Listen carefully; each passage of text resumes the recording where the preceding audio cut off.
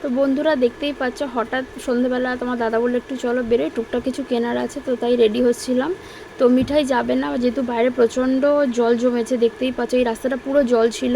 তো এখন জলটা নেমেছে, তো আমি আর তোমার দাদা বেরোচ্ছি। তোমার দাদা দেখো বাইক বের করছে।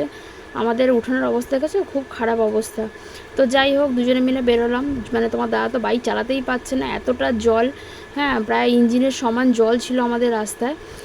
তো যাই হোক, অনেক কষ্ট করে দেখছো কতটা জল আমাদের পাড়ায় গলির মুখে।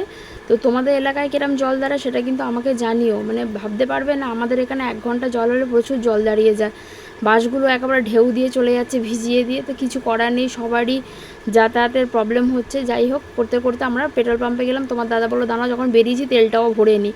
তাহলে তেলটা ভরে নাও, কারণ আবার কখন আসবে। যাই হোক, হাওয়া টাওয়া দিয়ে তোমার দাদা বললো তাহলে হাওয়াটাও দিয়ে নিই, দিয়ে তাহলে একদম বেরিয়ে যাব। কারণ এদিকে প্রচণ্ড জল জমেছে, আবার কতক্ষণ আসতে পারবো না আসতে পারবো। যাই হোক, তারপর মিঠাইয়ের জন্য আমরা দুধ আর হরলিক্স কিনলাম, কিনে তাড়াতাড়ি আমরা ঘরে চলে এলাম।